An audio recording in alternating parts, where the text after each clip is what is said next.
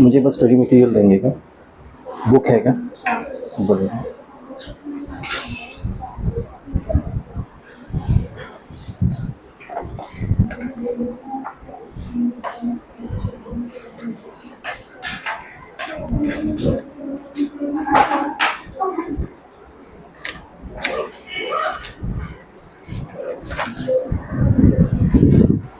Okay everyone, page 144 question number 3। Question number 3 देखिए, page 144। इसमें doubt है इसलिए मैं सॉल्व करा रहा हूँ। Let S be set of all alpha beta such that alpha beta is less than 2 pi and greater than pi. ठीक है, एक सेट है अल्फा बीटा का। Alpha beta definitely the arguments जो आगे आने वाला है, जिसमें अल्फा और बीटा की वैल्यू पाई और 2 पाई के बीच है, यानी सेकंड एंड थर्ड क्वाड्रेंट में, for which the complex number 1 minus iota sin alpha divided by 1 plus 2 iota sin alpha is purely imaginary and other complex number is purely real। अब उसमें उन्होंने क्या किया ना, बाद में जाके एक और कॉम्प्लेक्स नंबर डिफाइन किया है which is z alpha beta equal to sin 2 alpha plus iota cos 2 beta। अब ध्यान दीजिए, ये क्वेश्चन में एक ये कॉम्प्लेक्स नंबर दिया है, बोला कि प्योरली इमेजिनरी है। ठीक है, तो हम इसको रैशनलाइज करके उसके रियल पार्ट को जीरो करेंगे और हमें अल्फा की वैल्यू मिल जाएगी। ठीक है, और एक और कॉम्प्लेक्स नंबर दिया विच इज प्योरली रियल, तो उसका इमेजिनरी पार्ट जीरो करके हमें बीटा की वैल्यू मिल जाएगी। जैसे ही हमें अल्फा बीटा की वैल्यू मिल जाएगी तो हम यहाँ पे वो अल्फा बीटा वैल्यू डाल के ये वाला कॉम्प्लेक्स नंबर निकाल पाएंगे। ठीक है, तो ये वाला कॉम्प्लेक्स नंबर जब निकल जाएगा, उसके बाद एक और हमें एक्सप्रेशन दिया है, sigma alpha beta belongs to the set S. अभी अल्फा बीटा जो सेट एस को बिलोंग करता है, जो हमें यहां से अल्फा बीटा की वैल्यू मिलेगी, वो अल्फा बीटा वैल्यू निकाल के यूज करके मुझे iota Z alpha beta plus 1 upon iota Z conjugate alpha beta, इसकी वैल्यू निकालनी है। समझ आया question? For benefit of everyone मैं ये क्वेश्चन स्टार्टिंग से ही करता हूँ। सबने अटेम्प्ट किया ये क्वेश्चन? सबने किया? सबने नहीं किया, राइट? तो इसलिए मैं स्टार्टिंग से ही करता हूँ। मुझे जो कंडीशन दिया गया है, पहले मैं इसको सॉल्व करूंगा। और ये क्या दिया गया है? This is purely imaginary. ठीक है, इसको पहले मैं रैशनलाइज कर रहा हूँ। 1 minus 2 iota sine alpha divided by 1 minus 2 iota sine alpha. So ये हो जाएगा ऊपर का 1 minus 2 iota sine alpha minus iota sine alpha minus 2 iota square sine square alpha divided by, sorry right, minus minus plus होगा, ये 2 रहेगा, ये iota square रहेगा, 1 प्लस 4 साइन स्क्वायर अल्फा, ये बन रहा है मेरा। ठीक है, इसमें ये वाला पार्ट इमेजिनरी है,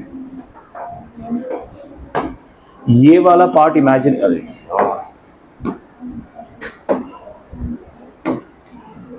ठीक है, ये इमेजिनरी है और ये इमेजिनरी है, ये रियल है और ये रियल है।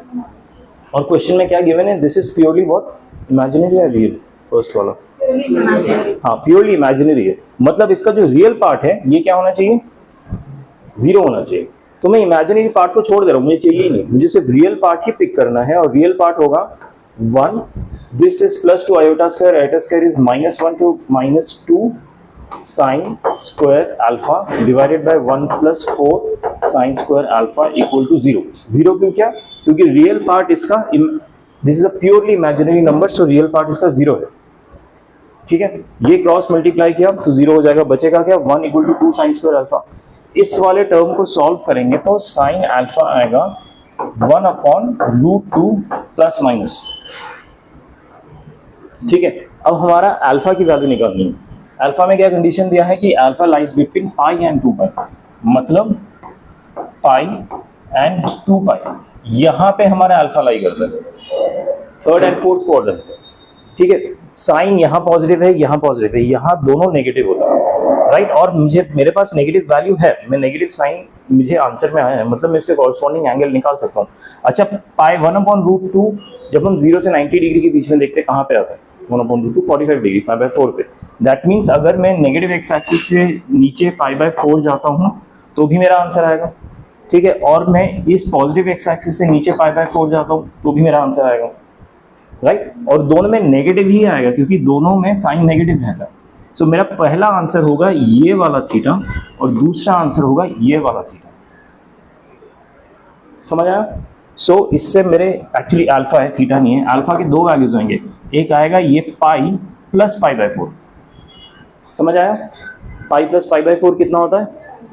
5 पाई बाय 4। और दूसरा क्या आएगा? 3 pi by 2 plus pi by 4। यहां से 270 डिग्री 3 पाई बाय 2 और उसमें मैंने पाई बाय 4 और ऐड कर दिया। ये कितना आएगा? 4 6 7 पाई बाय 4। तो अल्फा के दो वैल्यूज आ गए मेरे, अल्फा के 5 pi by 4 and 7 pi by 4। इसको मैं लिख लेता हूं कोने में।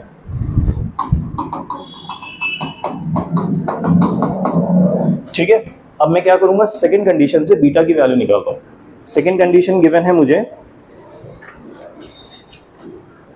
1 plus iota cos beta divided by 1 minus 2 iota cos beta.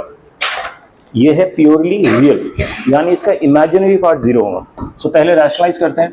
1 plus iota 2 cos beta divided by 1 plus iota 2 cos beta.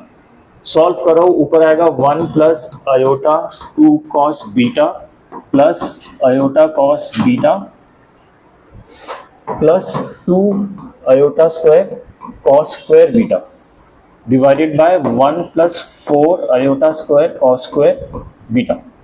ये क्या है? Purely real. प्योरली रियल मतलब इसका जो इमेजिनरी पार्ट है, यानी ये और ये 0 होगा। ये प्योर रियल है और ये भी प्योर रियल है, ठीक है। सो रियल पार्ट को मैं इग्नोर कर रहा हूं, इमेजिनरी पार्ट को 0 कर रहा हूं। अच्छा, ये क्या है? आयोटा 2 कॉस बीटा और ये है आयोटा कॉस बीटा। दोनों का सम हो जाएगा 3 आयोटा कॉस बीटा, ठीक है। सो ये हो गया 3 कॉस बीटा। आयोटा मैं नहीं ले रहा हूं, मैं सिर्फ इमेजिनरी पार्ट ले रहा हूं। Imaginary part is always a real number beside iota. Iota के बाजू में जो कोएफिशिएंट होता है that is the imaginary part. 3 cos beta लिया, डिनोमिनेटर ये रहेगा, लेकिन क्योंकि ये इक्वल टू 0 होगा तो डिनोमिनेटर क्रॉस मल्टीप्लाई होकर क्या हो जाएगा?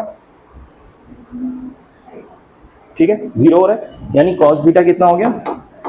0। अगेन बीटा कहां पे लाई करेगा?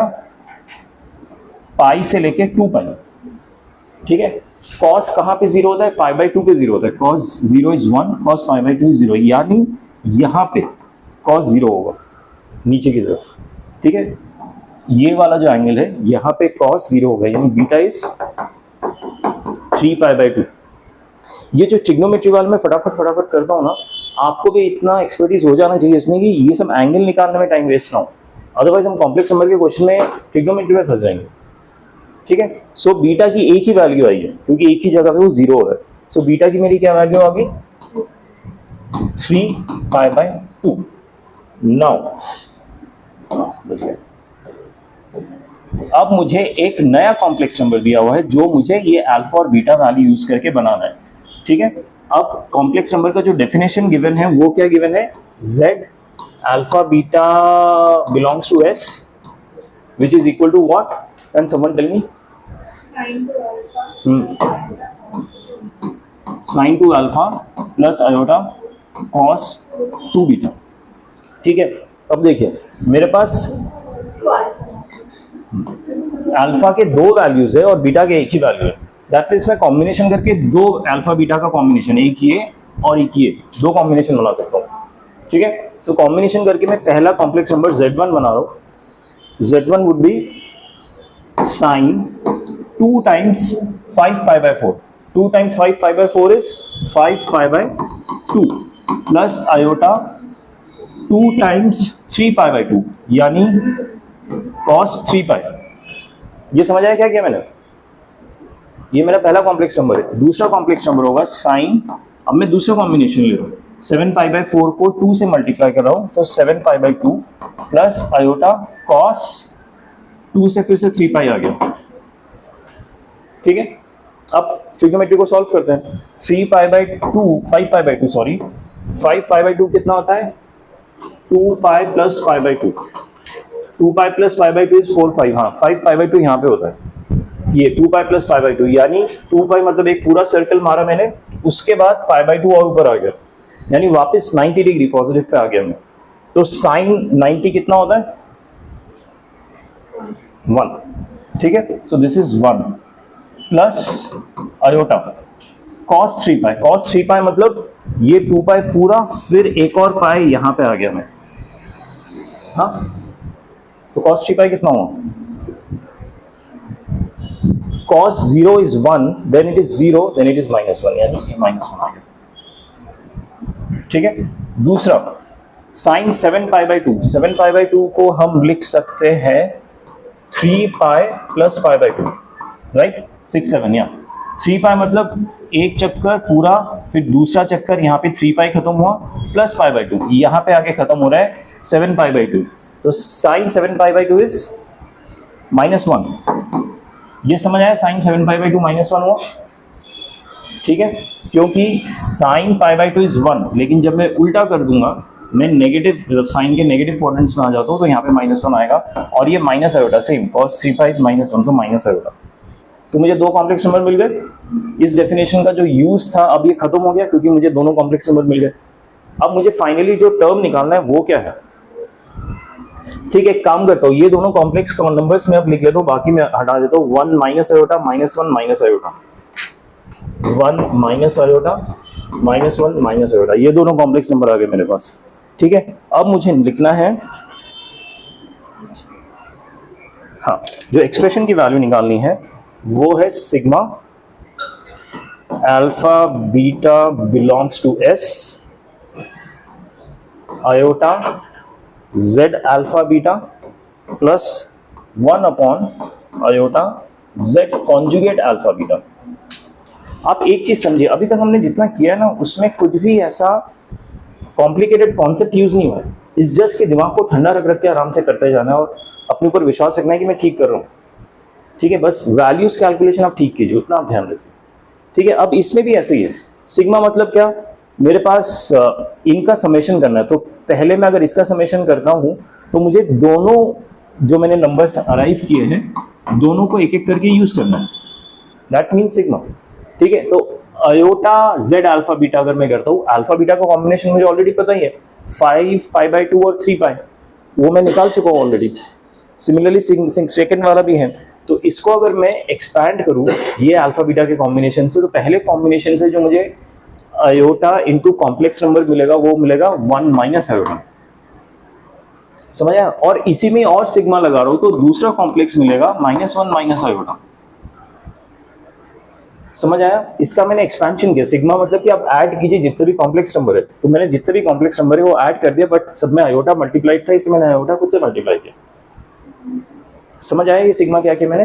अब सेकंड टर्म पे आता हूं, इसमें भी same 1 upon iota, just keep that in mind कि यहाँ पे कॉन्जुगेट है, तो फर्स्ट कॉम्प्लेक्स नंबर का कॉन्जुगेट क्या होगा 1 प्लस आयोटा, ठीक है। और सिग्मा है तो मैं सेकंड टर्म भी मल्टीप्लाई करूंगा, आयोटा -1 प्लस आयोटा, ये कॉन्जुगेट है। कॉन्जुगेट में हम क्या करते हैं, इमेजिनरी पार्ट का साइन रिवर्स कर देते हैं, फ्लिप कर देते हैं, ठीक है। बस इसको सॉल्व करेंगे आंसर आ जाएगा, कुछ बचा ही नहीं क्वेश्चन में।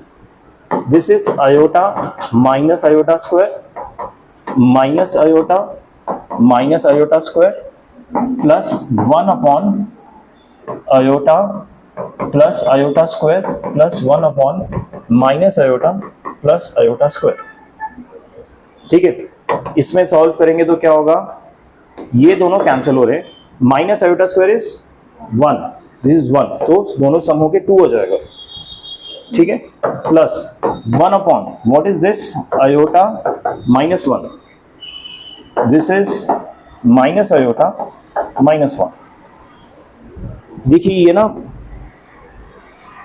a माइनस बी पे फॉर्म में है, मैं दिखा दूं कैसे।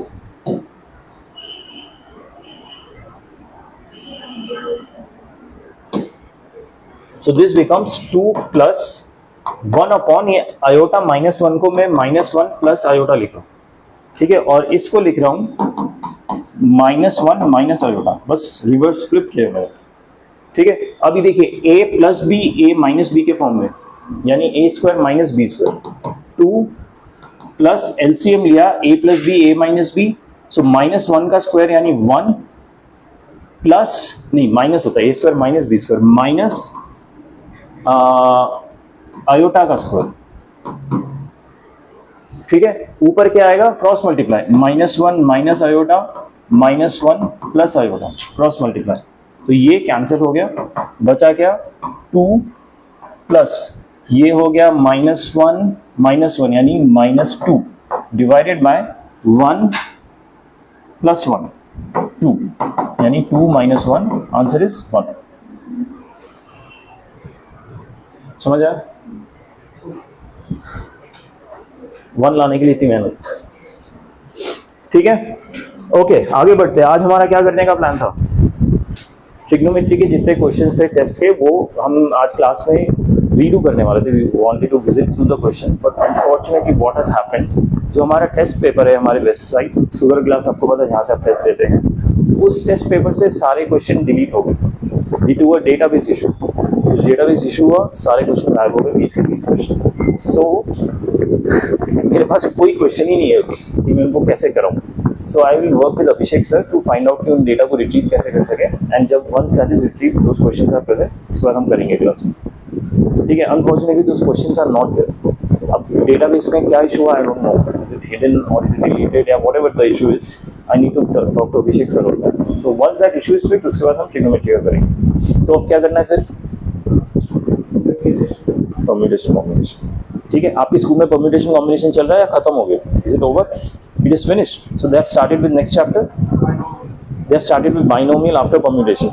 The good thing is I come to know at least what they are doing in school, that's fine. So we'll start with permutation combination, but unfortunately I won't be able to finish it so quickly. It will take at least 6-7 classes because it is a big chapter. I'm not sure how it is finished so quickly, ठीक है। So let's start with permutation combination. We'll start with basics of permutation combination first. देखते हैं आप लोगों को कितना समझ आता है। आप लोगों को याद है जिन्होंने हमारा समर फाउंडेशन कोर्स ज्वाइन किया था, we did bit of permutation combination, right. अभी हम जो करने वाले उससे कुछ मेल नहीं खाने वाला बाय द वे, ठीक है। So you all are equal, जिन्होंने सब किया था नहीं किया था सबके साथ वही सेम चीज होने वाली है, बट हाँ जिन्होंने किया था they just have an idea कि हाँ ऐसा ऐसा होता है। So it's not a surprise for them कि हम किस गड्ढे में कूदने वाले हैं।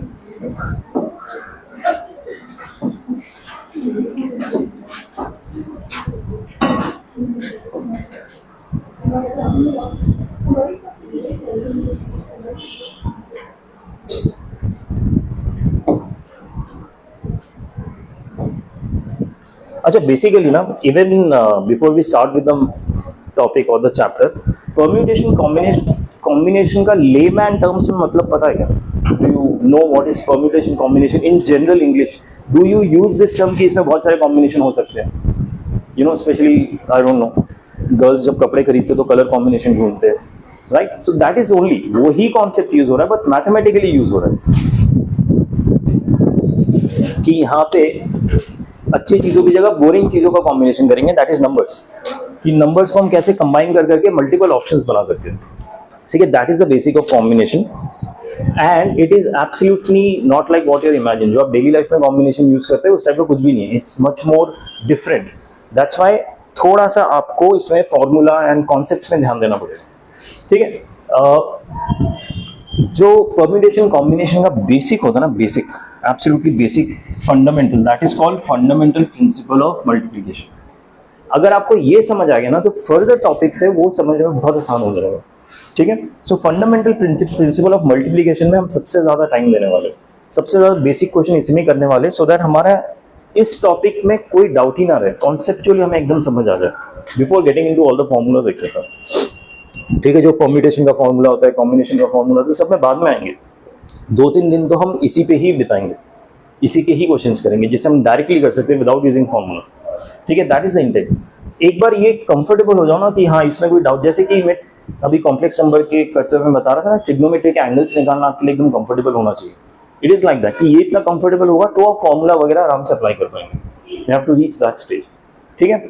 What is fundamental principle of counting of multiplication, वो करने से पहले आपको एक क्वेश्चन से समझाता हूँ, ठीक है। क्वेश्चन करेंगे, क्वेश्चन समझ आता है उसके बाद हम will come to this 2-3 line जो लिखे वो समझने में आसानी होगी। ठीक है, अज्यूम कीजिए मेरे पास एक रूम है और रूम में 4 गेट्स है, G1, G2, G3 and G4।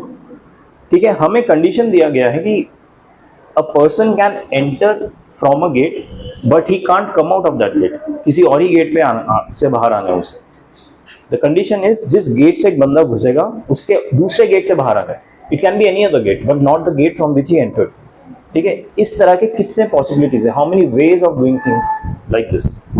इसका मतलब है कि अगर एक बंदा G1 से रूम के अंदर घुसता है तो he can't come out of G1, he will come out of G2, G3, G4। ठीक है, सो एक तरीका होता है एकदम बेसिक से अंडरस्टैंड कीजिए कि अगर आप वहाँ एज अ बंदा प्रेजेंट हो तो आप अगर G1 से घुसे तो बाहर कहाँ से निकल सकते हैं, G2 से घुसते तो कहाँ से निकल सकते हैं। ठीक है, फॉर एग्जाम्पल अगर मैं G1 से अंदर जा रहा हूँ तो बाहर मैं G2 से आ सकता हूँ, राइट। अगर मैं G1 से अंदर जा रहा हूँ तो बाहर G3 से आ सकता हूँ, G4 से आ सकता हूँ। ठीक है, तो ये कितने ऑप्शंस हो गए, 3 वेज हो गए। अगर मैं G1 से एंटर कर रहा हूँ, अगर मैंने G2 से एंटर किया तो कहाँ से आ सकता हूँ, G1 से बाहर आ सकता हूँ, G2 से एंटर किया तो G3 से बाहर आ सकता हूँ, G2 से एंटर किया तो G4 से बाहर आ सकता हूँ, फिर से 3 वेज। सिमिलरली अगर मैं G3 से एंटर करता हूँ तो कितने वेज आएंगे, और अगर G4 से एंटर करता हूँ तो 3 वेज। तो टोटल वेज कितने हो जाएंगे मेरे पास, 3 + 3 + 3 + 12। ठीक है, बट यहाँ पे तो मल्टीप्लीकेशन आया ही नहीं। सो मल्टीप्लीकेशन का कॉन्सेप्ट क्या होता है, अब देखिए ये तो हमने एक एक केस लेके क्रिएट किया और उसको ऐड किया। ठीक है, ऑब्वियसली क्वेश्चन इसमें आसान तो आएंगे नहीं कि आप एक एक केस क्रिएट करो, आपके पास बहुत टाइम है और आप सब ऐड करते हो, ऐसे होगा नहीं। सो इसमें जो कॉन्सेप्ट समझना है कि एक बंदे के पास रूम में घुसने के ऑप्शंस कितने हैं, how many options that a person have to enter the room, how many ways can he enter the room. He has 4 options, either he can go from G1, G2, G3 और G4। सो ये जो number of options है इस अंदर घुसने का, उस number of options को आप लिख लीजिए 4। ठीक है, once he enters into the room, how many options does he have to come out of the room? He would be left with only 3 options, because one of the options from where he entered he can't use it anymore. ठीक है, so I multiply that option with the first option and you get the answer directly. ठीक है, 12 आ गया। समझ आया?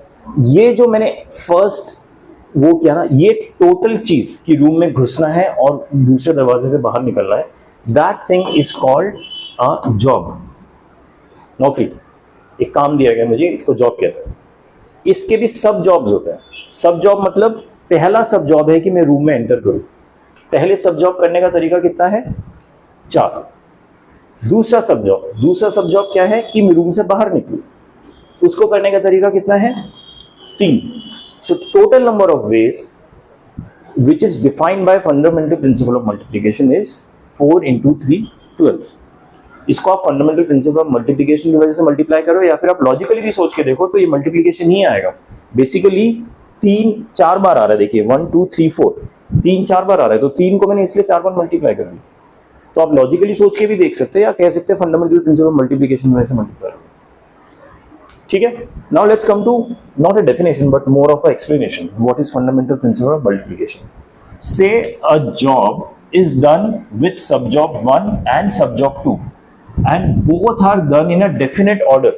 ये जो definite order, ये बहुत इंपॉर्टेंट टर्म है कि ये ऑर्डर में ही होना चाहिए कि पहले अंदर जाएगा फिर बाहर आएगा, वो ऑर्डर शुड बी मेंटेन।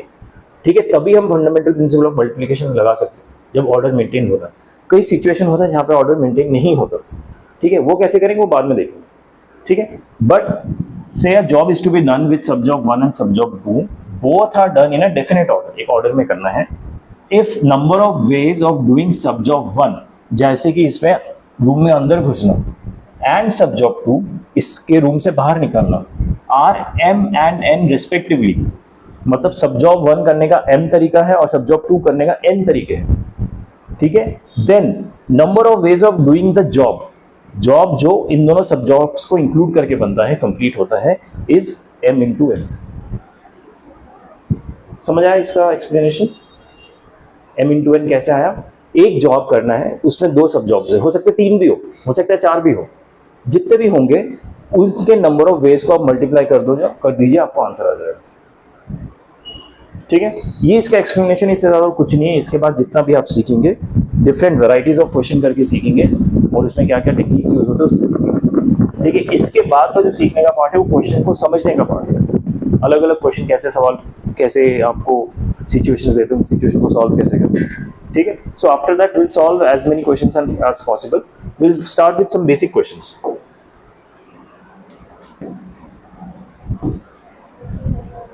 देखिए पहला question, how many flags containing 2 stripes of different colors can be made using 3 colors। Question समझ आया, एक फ्लैग बनाना है और फ्लैग में ना 2 स्ट्राइप्स है इस टाइप के, एक ऊपर एक नीचे, यूक्रेन के फ्लैग जैसे अगर आप लोगों ने देखा है तो। ठीक है, 2 स्ट्राइप्स होता है और इसमें लेकिन मुझे 3 ही कलर डालने हैं। मेरे पास 3 कलर के ऑप्शन है, मान लीजिए C1, C2 एंड C3। तो एक स्ट्राइप में एक कलर आएगा और एक बार एक कलर एक स्ट्राइप में यूज हो गया, दूसरे में आपको यूज नहीं कर सकते क्योंकि इट्स ऑलरेडी यूज्ड है, बचा ही नहीं आपके पास 2 ही बचेंगे। ठीक है, तो फर्स्ट स्ट्राइप में मेरे पास कितने कलर डालने के ऑप्शन है? 3। तो यहाँ पे मैं 3 ऑप्शन है। एक बार मैंने फर्स्ट स्ट्राइप में डाल दिया तो सेकंड स्ट्राइप में डालने के कितने ऑप्शन बच गए मेरे पास? 2। There are 2 ways. So total ways कितने होंगे? 3 × 2 6। समझ आया? एकदम बेसिक एक क्वेश्चन हमने देखा। आगे बढ़ते थोड़ा, देखते हैं और क्वेश्चंस।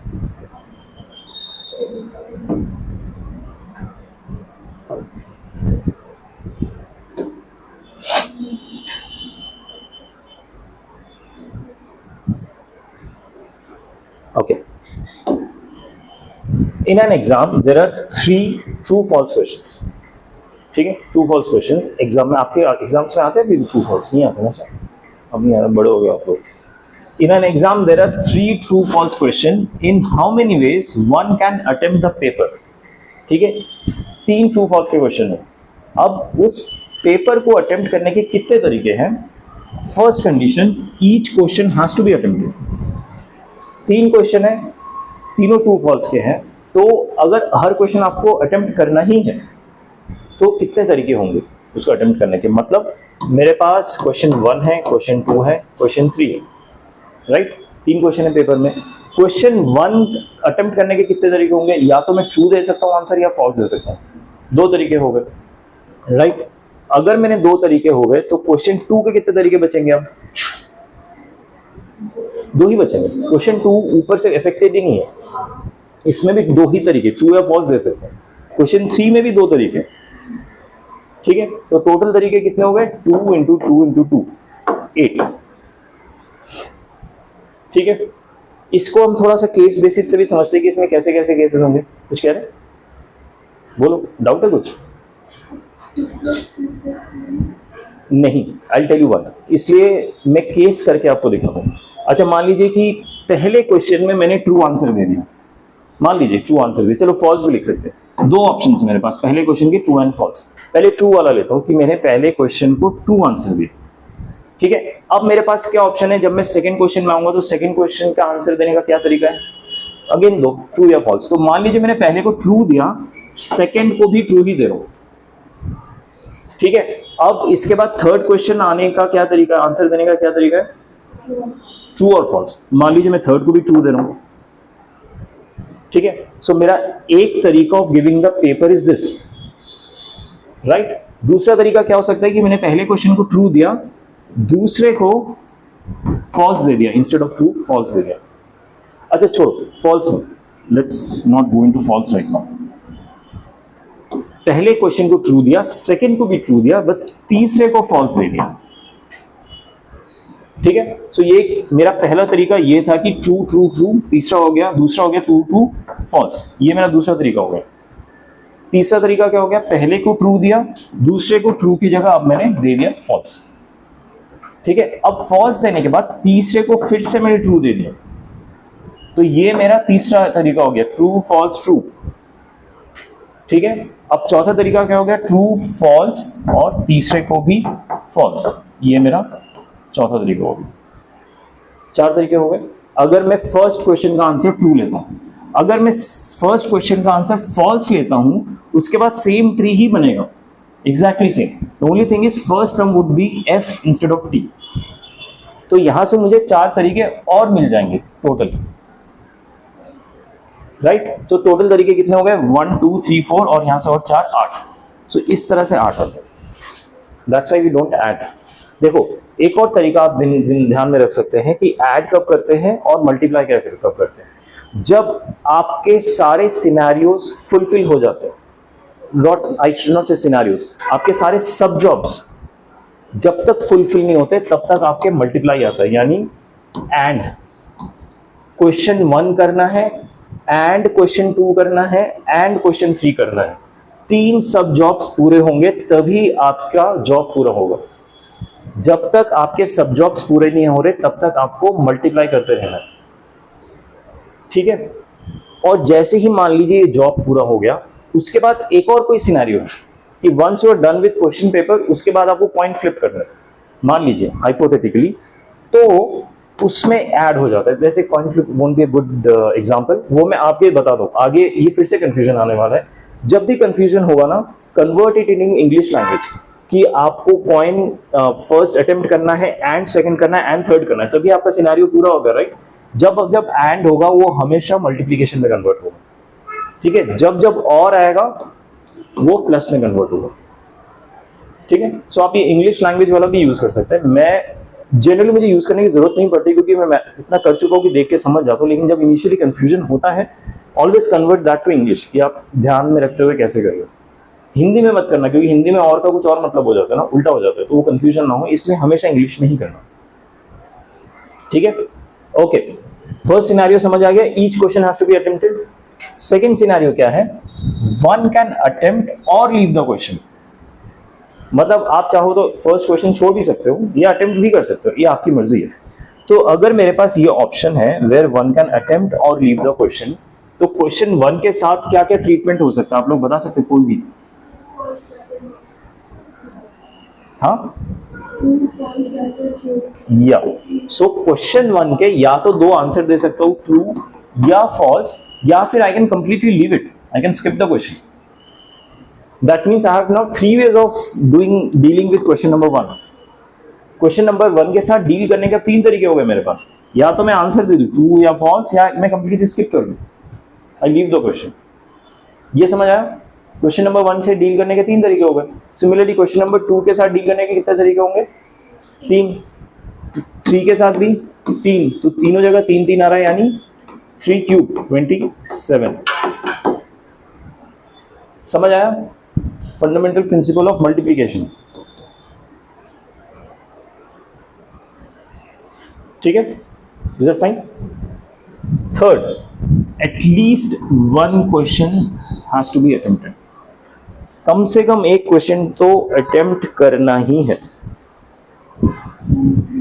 देखिए, at least 1 question has to be attempted. इस टाइप के जो क्वेश्चन होता है ना, जहां पे आपका एक तो एटलीस्ट टर्म यूज होता है कि कम से कम ये होना चाहिए, ठीक है। तो इसका ना उल्टा सिनेरियो सोचो कि अगर मैंने कम से कम ये काम नहीं किया, एटलीस्ट 1 क्वेश्चन अटेम्प्ट नहीं किया, तो कौन सा सिनेरियो बचेगा? एक कम से कम where none of them is attempted, ठीक है। इसको कहते हैं complementary scenario. What is a complementary scenario? Complement angles पढ़ा है ना आपने, सेम कॉन्सेप्ट है कि क्वेश्चन में दिया है एटलीस्ट 1 सिनेरियो। अच्छा, अगर मुझे सीधा मैं कॉम्प्लीमेंट्री सिनेरियो नहीं सोच रहा हूँ, एटलीस्ट 1 क्वेश्चन इज अटेम्प्टेड सोच रहा हूँ, तो मेरे मल्टीपल केसेस होंगे। एक केस होगा कि जहां पे तीनों क्वेश्चन अटेम्प्टेड है, एक केस होगा जहां पे 2 अटेम्प्टेड है और 1 नॉट अटेम्प्टेड है, तीसरा केस होगा जहां पे 1 अटेम्प्टेड है और 2 नॉट अटेम्प्टेड है। ऐसे 3 केसेस बनेंगे, सबके इंडिविजुअल वैल्यूज निकालेंगे, और ये जो इंडिविजुअल वैल्यू होंगे ना, ये हमें ऐड करना पड़ेगा। बाय द वे, यही मैं आपको एग्जांपल दे रहा था, क्योंकि जैसे ही मैंने 3 क्वेश्चन अटेम्प्ट कर दिए, एक सिनेरियो मेरा जॉब डन हो गया, उसके बाद दूसरा सिनेरियो कंप्लीटली डिफरेंट आता है कि मैंने 2 किए और 1 नहीं किया, ठीक है। That's a different scenario all together, अलग जॉब ही है वो पूरा। तो इसलिए इन दोनों के वैल्यूज आपस में मल्टीप्लाई नहीं होते, ऐड होते हैं, बट उस पर हम बाद में आते हैं। अब instead of doing all this, what I can do, मुझे पता है कि क्वेश्चन देने के कितने तरीके हैं, कितने तरीके क्वेश्चन देने के। अगर मेरे पास लीव का भी ऑप्शन है, 27 तरीके, I can give the question paper in 27 ways. Option B में देखा हमने, राइट। अब इसमें कह रहा है at least one question has to be attempted, तो इसका कॉम्प्लीमेंट होगा कि none of the question is attempted, right. मैं एक भी क्वेश्चन अटेम्प्ट नहीं करूंगा। ये करने का कितना तरीका, एक भी क्वेश्चन अटेम्प्ट ना करूं, 3 कैसे होगा? क्वेश्चन 1 अटेम्प्ट नहीं किया, क्वेश्चन 2 अटेम्प्ट नहीं किया, क्वेश्चन 3 अटेम्प्ट नहीं किया, यानी क्वेश्चन 1 करने का एक तरीका, क्वेश्चन 2 करने का एक तरीका, क्वेश्चन 3 करने का एक तरीका, और ये क्या होंगे? मल्टीप्लाई, ऐड नहीं होगा। ये एक सब जॉब है। क्वेश्चन 1 मैंने एक तरीके से लीव किया, लीव वाला ऑप्शन चूज किया, क्वेश्चन 2 का भी लीव वाला ऑप्शन चूज किया, क्वेश्चन 3 का भी लीव वाला ऑप्शन चूज किया, ठीक है। ये एक तरीके, मतलब टोटल एक ही तरीका, मतलब एक ही ऐसा आंसर शीट होगा जिसमें तीनों क्वेश्चन अटेम्प्टेड नहीं होंगे। समझ आ रहा है? एक ही ऐसा आंसर शीट है जिसमें तीनों क्वेश्चन अटेम्प्टेड नहीं है। सो मेरे पास एक है जहां पे none of the questions are attempted, यानी बाकी जो ऑप्शंस होंगे उसमें एटलीस्ट एक तो होगा ही, राइट। ये हो सकता है तीनों के तीनों अटेम्प्टेड हो सकता है एक अटेम्प्टेड हो, बट ऐसा नहीं होगा जिसमें none of them are attempted, क्योंकि वो मैंने अलग से कैलकुलेट किया है। तो 27 में से अगर मैं एक सिनेरियो माइनस कर देता हूं तो 26 सिनेरियोज ऐसे होंगे जहां पे at least one question has been attempted. समझ आया? ये जो कॉम्प्लीमेंट्री अप्रोच है ना, ये बहुत इंपॉर्टेंट अप्रोच है, बहुत क्वेश्चंस में आपको मदद करती है। सीबीएसई में बहुत ऐसे क्वेश्चंस आते हैं, ठीक है। अगर आपके मल्टीपल केसेस बनते जा रहे हैं ना ऐसे, जब आप सॉल्व करें कि 3 अटेम्प्ट कर सकता हूँ, 2 अटेम्प्ट कर सकता हूँ, 1 छोड़ दूंगा, 1 अटेम्प्ट करो, 2 छोड़ दूंगा, तो हमेशा कॉम्प्लीमेंट्री सोचिए। हो सकता है कॉम्प्लीमेंट्री में आपको बस एक सिनेरियो निकालना है और टोटल सिनेरियो से माइनस कर देना, ठीक है। जनरली वो एटलीस्ट वाले क्वेश्चन में आते हैं, but not always, but generally, ठीक है। सो that is one of the keywords, at least देखते ही ऑलवेज थिंक कॉम्प्लीमेंट्री। हो गया तो अच्छी बात है, नहीं तो केस बना के सॉल्व कीजिए, ठीक है। ओके, या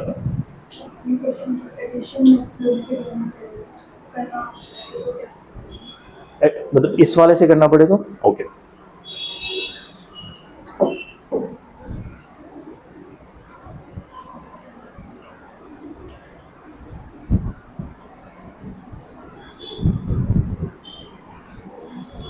at least one question is attempted का मतलब क्या है कि कम से कम एक क्वेश्चन अटेम्प्टेड हो। इसका मतलब ये हो सकता है 2 क्वेश्चन भी अटेम्प्टेड हो सकते हैं, 3 क्वेश्चन भी अटेम्प्टेड हो सकते हैं, ठीक है। अगर मैं केस 1 तीनों क्वेश्चन अटेम्प्ट कर रहा हूं तो कितने तरीके होंगे? क्वेश्चन 1 को करने के 2 तरीके, 2 को करने के 2 तरीके, 3 को करने के 2 तरीके, 8। तो लीव का तो ऑप्शन ही नहीं है ना, यहाँ पे attempt all the questions, leave का ऑप्शन ही नहीं है। तो क्वेश्चन 1 को करने के 2 तरीके होंगे, ऐसे हो गए 8 तरीके। अब केस 2 होगा कि यू कैन स्किप 1 क्वेश्चन, ठीक है। तो अगर मैंने क्वेश्चन 1 को करने के 3 तरीके ले लिए कि आप इसको स्किप भी कर सकते हो, और आपने मान लीजिए वो 3 तरीके यहाँ पे एक्सरसाइज, 3rd एक्सरसाइज कर दिया, क्वेश्चन 2 करने के फिर 2 ही रह जाएंगे, ट्रू फॉल्स। ये समझ आया? क्वेश्चन 1 में मैंने ट्रू, फॉल्स या लीव लिया, ये मेरे पास 3 ऑप्शन है, लेकिन मैंने इसमें से ना एक ही ऑप्शन एक्सरसाइज किया, लीव किया, मैंने लीव एक्सरसाइज कर लिया। मतलब अब इसको करने का सिर्फ एक ही तरीका रह गया। तो क्वेश्चन 2 करने के 2 रहेंगे, 3 कर, ये मैंने अगर लीव ले लिया, क्वेश्चन 2 मुझे अटेम्प्ट करने ही पड़ेंगे, 3 भी अटेम्प्ट करना ही पड़ेगा।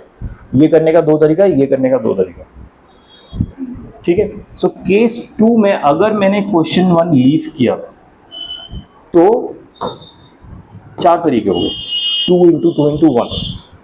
केस 2 में ही अगर मैंने क्वेश्चन 1 अटेम्प्ट किया यानी 2 तरीके, और क्वेश्चन 2 लीव किया यानी 1 तरीका, और क्वेश्चन 3 फिर अटेम्प्ट किया यानी 2 तरीके, यहां पे देखिए और आ गया। पहला जॉब था कि मैंने क्वेश्चन 1 लीव किया, सिनेरियो पूरा हो गया। सेकंड आएगा ऐड करने पे कि मैंने क्वेश्चन 2 लीव किया यानी 4 तरीका, सिमिलरली क्वेश्चन 3 लीव किया, एक और 4 ऐड हुआ, ठीक है। अब यही केस 3, अब मैं 2 क्वेश्चन लीव करूंगा। You really want to go that path? आप समझ गए ना क्या हो गया? This is not a suitable question for creating so many cases, क्योंकि आपका बहुत लंबा हो जाएगा। ऐसे क्वेश्चंस भी आएंगे जहां पे आपको केसेस के थ्रू ही करना है, there is no other way around, ठीक है। But you got the point what I'm trying to say। अब आप बताओ कि इसमें कॉम्प्लीमेंट्री तरीका करना फास्टर है कि नहीं? आपका दिमाग ही बहुत कम लगाना, आप सीधा वो निकालो जो हमें नहीं करना और उसको माइनस कर दो, that's much faster। You got the idea of this? Okay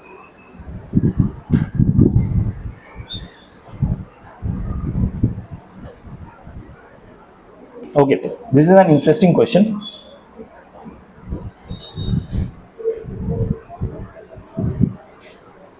थोड़ा सा ध्यान से समझना. इस क्वेश्चन में अगर कोई डाउट है तो प्लीज मुझे stop then and there and ask me. Question बहुत ही स्ट्रेट फॉरवर्ड है. How many ordered pairs, ordered pairs पता है क्या होता है? दो नंबर का सेट और कुछ नहीं, दो नंबर को एक साथ लिखते हैं जिसमें. How many ordered pairs A and B are there such that LCM of A and B is 2 cube plus into 5 square. First of all what is an ordered pair? Ordered pair जैसे कि हमने अभी वो complex number का question किया था ना, उसमें मैंने जब अल्फा बीटा की वैल्यू निकाली थी तो अल्फा का एक कॉम्बिनेशन था 5 पाई बाय 4 शायद एंड 3 पाई बाय 2. एक ही कॉम्बिनेशन था. और एक था शायद 7 pi by 4 and 3 pi by 2. याद है जब ये कॉम्प्लेक्स नंबर का क्वेश्चन किया था? तो मेरे पास एक ये ऑर्डर्ड पेयर था और ये ऑर्डर्ड पेयर था. दो ऑर्डर्ड पेयर्स थे, दो combination. That is called an ordered pair.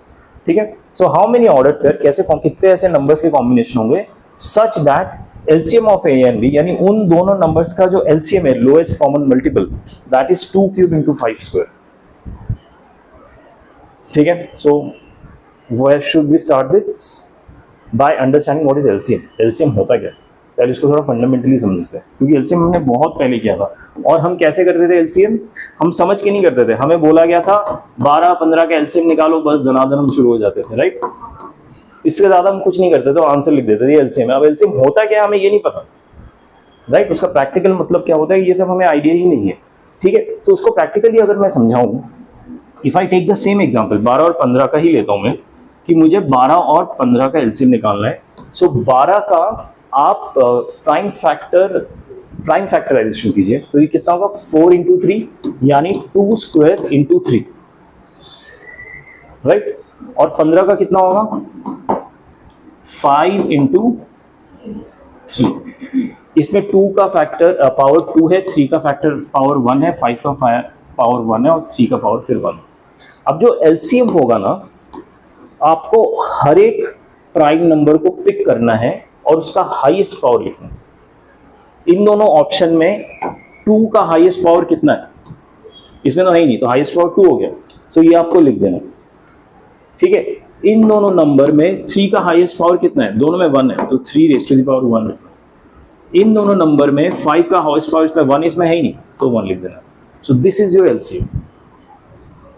ठीक है. दोनों नंबर से प्राइम फैक्टर्स का हाईएस्ट फैक्टर लिखिए और मल्टीप्लाई कर दीजिए. फॉर एग्जाम्पल, एक और एग्जाम्पल देता हूं. 7 स्क्वायर इंटू 5 क्यूब, ये एक नंबर है. दूसरा नंबर है 5 to the power 5 into 7 cube, ये दूसरा नंबर है. तो इन दोनों का एलसीएम क्या होगा? 7 का हाईएस्ट पावर कितना है? 3 इंटू 5 का हाईएस्ट पावर कितना है? 5. तो ये मेरा एलसीएम. समझ आया एलसीएम का कॉन्सेप्ट? हाईएस्ट कॉमन मल्टीपल, एक ऐसा नंबर जो जिसको ये भी डिवाइड कर सके और ये भी डिवाइड कर सके, कंप्लीट डिवाइड कर सके. ठीक है. एक ऐसा नंबर जिसको ये भी डिवाइड करे, ये भी डिवाइड करे. ठीक है. बट उसको एलसीएम क्यों कहते हैं? लोएस्ट कॉमन मल्टीपल क्यों कहते हैं? क्योंकि सबसे छोटा नंबर है. इसका अगर आप डबल कर दो, ये भी एक ऐसा नंबर होगा जिसको ये दोनों डिवाइड कर पाएंगे. इसको आप 3 टाइम्स कर दो तो भी ऐसा नंबर है जिसको ये दोनों डिवाइड कर सकते, लेकिन उसका लोएस्ट कौन सा है? वो यही है, ये वाला. That's why lowest common multiple, एक ऐसा नंबर जिसको दोनों नंबर डिवाइड कर सके. समझ आया? Now let's come back to question. Question कह रहा है हाउ मेनी ऑर्डर्ड पेयर्स, ऐसे कितने नंबर्स के हम कॉम्बिनेशन कर सकते हैं जिसका एलसीएम होगा 2 क्यूब और 5 स्क्वायर. समझ आया क्या कह रहा हूं मैं? अच्छा, अगर मैंने एक नंबर ए लिया, पहला नंबर ए ले रहा हूं, मैं अज्यूम कर रहा हूं कि ए में ऑलरेडी 2 क्यूब प्रेजेंट है, ऑलरेडी ये वाला प्रेजेंट है, तो क्या मैं 5 के अलग अलग कॉम्बिनेशंस डाल सकता हूं इसमें? समझ आया मैं क्या कह रहा हूं? मैं अज्यूम कर रहा हूं कि ए में 2 क्यूब प्रेजेंट है और बी में चलो 5 स्क्वायर प्रेजेंट है. ये मेरा अजम्पशन है. ठीक है. एलसीएम क्या होता है कि दोनों में से हाईएस्ट पिक करना है, तो इससे हाईएस्ट मेरा 2 क्यूब आ जाएगा, इससे हाईएस्ट मेरा 5 स्क्वायर हो जाएगा, तो मेरा एलसीएम वाला जो कंडीशन है वो फुलफिल हो रहा है, अभी मुझे कोई इशू नहीं है। बट अभी मैं इसको मैं 5 के साथ प्ले कर सकता हूँ कि 5 मैंने क्या कर दिया, एक बार डाला, फिर एक कर दिया, 2 क्यूब के साथ मैंने 5 दो बार डाल दिया, और एक और कर सकता हूँ कि 2 क्यूब के साथ मैंने 5 0 बार डाला ही नहीं। समझ आया क्या कह रहा हूं मैं? ठीक है, इसमें मैंने a को 2 क्यूब कंसिस्टेंट रखा ताकि 2 क्यूब मेरा एलसीएम में चला जाए, so that this is the, इससे क्या 5 इसमें जाएगा, नहीं जाएगा, क्योंकि 5 स्क्वायर ऑलरेडी इधर बैठा है। लेकिन अगर मैं 5 स्क्वायर डाल देता हूं तो वो जाएगा और 5 0 नहीं जाएगा, बट फिर भी मेरा ये फुलफिल हो रहा है कंडीशन। समझ आ रहा है क्या कह रहा हूं मैं? ठीक है, दूसरा नंबर बी, मान लीजिए उसमें मैंने 5 स्क्वायर फिक्स कर दिया, सो दैट इससे तो 2 क्यूब जाएगा, अब इससे 5 स्क्वायर डेफिनेटली जाए। 5 स्क्वायर अगर मैंने पिक कर दिया तो इसमें मैं 2 का क्या कॉम्बिनेशन ले सकता हूँ, 2 टू द पावर 0 एक कॉम्बिनेशन है, क्योंकि 2 का already a has taken care of, so b doesn't have the responsibility of 2, b has the responsibility of 5, सो 5 का वो ध्यान रखें, से 5 को मैं छेड़ नहीं रहा हूं। दूसरा क्या होगा, 5 स्क्वायर 2 टू द पावर 1, तीसरा होगा 5 स्क्वायर 2 टू द पावर 2, क्या 5 square 2 to the power 3 combination आएगा, हाँ या ना? बट वो तो ऑलरेडी कवर्ड है, फिर क्यों आया? दोनों नंबर सेम है ना, 12 एंड 15 का एलसीएम क्या 15 और 12 से अलग होगा? एलसीएम तो सेम होगा ना, आप आगे क्या लिख रहे हो पीछे क्या लिख रहे हो उससे मैटर ही नहीं करता। सो इन दोनों में कोई डिफरेंस है? अगर हम ऑर्डर्ड पेयर की डेफिनेशन देखें ना, ऑर्डर्ड पेयर की जो डेफिनेशन होता है, जो हम रिलेशंस एंड फंक्शंस में पढ़ते हैं कि a and b is not equal to b equal to a, ordered pair में इक्वल नहीं होता। लेकिन यहाँ पे जो ऑर्डर्ड पेयर है ना, आई डोंट थिंक ये डेफिनेशन यूज करा, तो 1 2 3 4 5 6, just let me check, 5 and 7,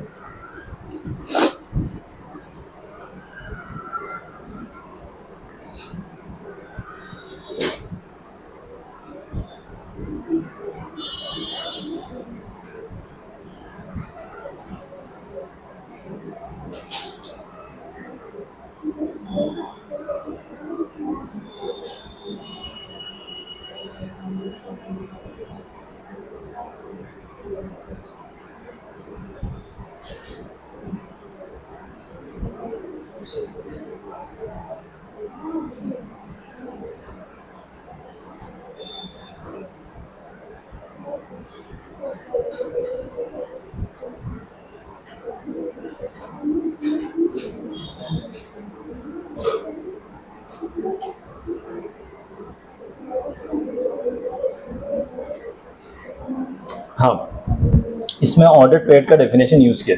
अच्छा, ऑर्डर्ड पेयर हमने पढ़ा नहीं है ना क्लास में, हमने रिलेशन एंड फंक्शन पढ़ा ही नहीं, शायद स्किप कर दिया था, क्योंकि स्टार्टिंग हमने कौन से चैप्टर से किया था, हमने रिलेशन फंक्शन से स्टार्ट किया था क्या, फिर सेकंड चैप्टर रिलेशन फंक्शन था शायद, क्लास में हमने सीक्वेंस सीरीज किया था, क्योंकि शायद आपके एग्जाम में आने वाला था, ऐसा कुछ था शायद, इसलिए हमने रिलेशन फंक्शन स्किप किया था।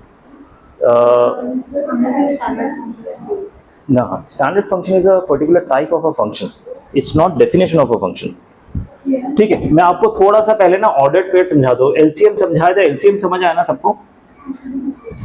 ठीक है, और ऑर्डर्ड पेयर में क्या रहता है ना कि कुछ कुछ नंबर के कॉम्बिनेशन रहते हैं, जैसे पेयर में लिखना पड़ता है, इसलिए उसको पेयरिंग ऑर्डर्ड पेयर बोलते हैं। So pair is the keyword है कि 2 नंबर का ही कॉम्बिनेशन होगा।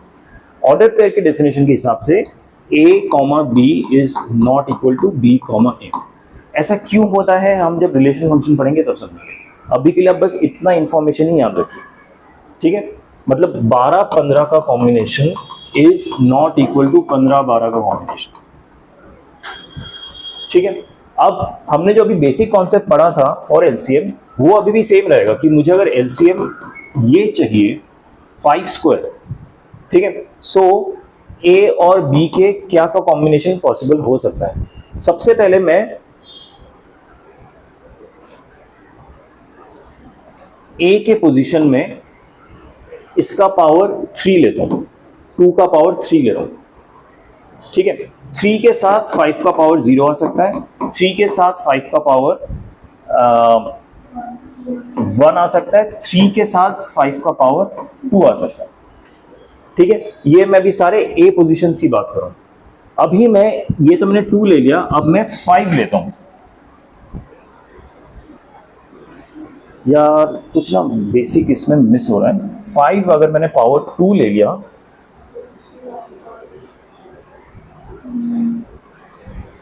ठीक है, एक काम करते हैं, ये क्वेश्चन अभी के लिए मैं स्किप करता हूं क्योंकि मुझे थोड़ा ऑडिट करके इसमें समझना है कि क्या एग्जैक्टली यूज हो रहा है। तो कल की क्लास में ये वाला क्वेश्चन हम फिर से रिविजिट करेंगे। कॉन्सेप्ट यही रहेगा, कॉन्सेप्ट में कुछ चेंजेस नहीं है, इट्स जस्ट कि अप्रोच मैं आपको कैसे समझाऊं वो मैं थोड़ा ठीक से देख के बता दूं सो दैट कंफ्यूजन ना हो। ठीक है, अभी क्योंकि मेरे माइंड में भी कंफ्यूजन हो रहा है कि इन्होंने ऑडिट पेयर का डेफिनेशन कंसीडर किया है कि नहीं, which doesn't make sense to me, that's why I want to clarify it once. ठीक है, बट एलसीएम का क्वेश्चन इंपॉर्टेंट क्वेश्चन है क्योंकि स्टूडेंट्स गलती इसमें एलसीएम निकालने में करते हैं, एलसीएम को डेफिनेशन को अंडरस्टैंड करने में करते हैं, that's why they get stuck. Question otherwise करना इजी है। अच्छा, अगले टाइप ऑफ क्वेश्चंस जो हम करने वाले हैं, those are the question based on constraints. कुछ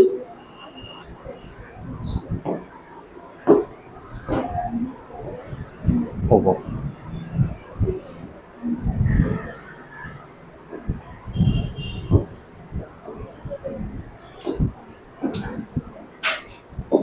एनीवेज, वो पेज उड़ गया। तो कंस्ट्रेंट बेस्ड क्वेश्चन है, उसके हम क्वेश्चन थोड़े टाइप्स देख लेंगे।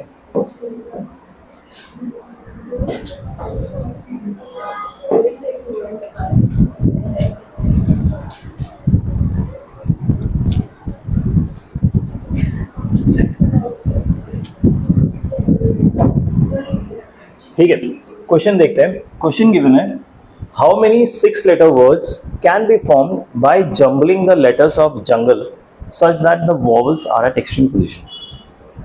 ठीक है, क्वेश्चन ध्यान से समझिए। मेरे पास एक वर्ड दिया हुआ है जंगल, ठीक है, इसमें कितने लेटर्स है 1 2 3 4 5 6। तो अब हमें इन लेटर्स को जंबल करके नए वर्ड्स बना लो। समझ आया? लेटर्स को जंबल करना है यानी रीअरेंज करना है, दोबारा लिखना है और नए वर्ड्स बनाने हैं जिसमें कंडीशन जो है कि जो vowel should be in extreme positions.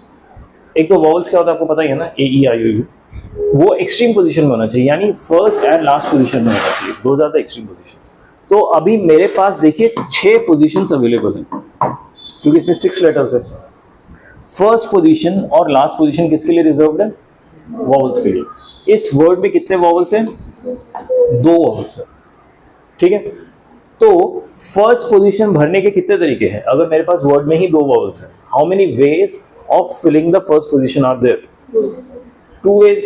इसमें डाउट है किसी को कि फर्स्ट पोजीशन फिल करने के 2 ही तरीके हैं? अगर मैंने फर्स्ट पोजीशन फिल कर दिया with one of the vowels तो लास्ट पोजीशन फिल करने के क्या कितने तरीके होंगे?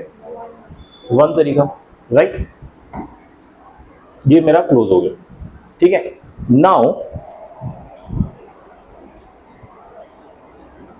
मेरे जो बाकी कॉन्सोनेंट्स बचे वो है 1 2 3 4, 4 कॉन्सोनेंट्स बचे और मेरे पास पोजीशन भी 4 है। और एक चीज देखिए, एक ही वर्ड, एक ही लेटर को मैं मल्टीपल पोजीशन में नहीं डाल सकता कि once a letter is occupied in a position the other position it can't be रीप्लेस्ड।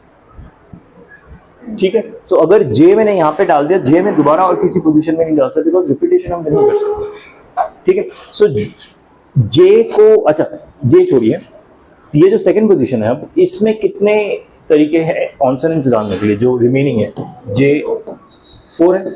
एक बार एक कॉन्सोनेंट यहाँ फिक्स हो गया तो यहाँ पे कितने डाल सकते हैं? 3। समझ आया क्या किया मैंने? So by fundamental principle of multiplication answer क्या होगा? क्योंकि ये सारे ना सब जॉब्स हैं, अभी भी पूरा जॉब तभी खत्म होगा जब हम सारे पोजीशंस फिल कर देते हैं। That's why the multiplication 4 3 12 4 48। ठीक है, समझ आया क्या क्या? अगले क्वेश्चन में बढ़े।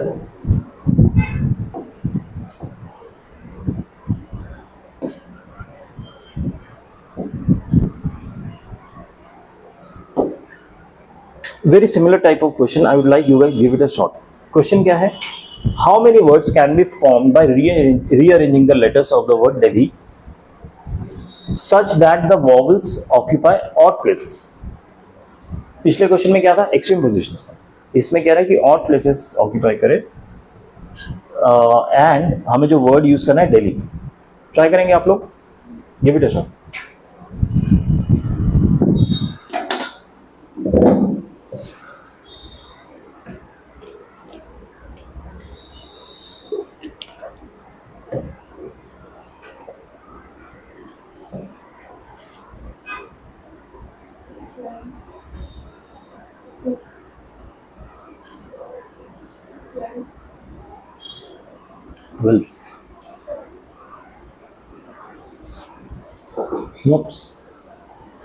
थोड़ा ध्यान से देखिए, कुछ फंडामेंटल मिस हो रहा होगा.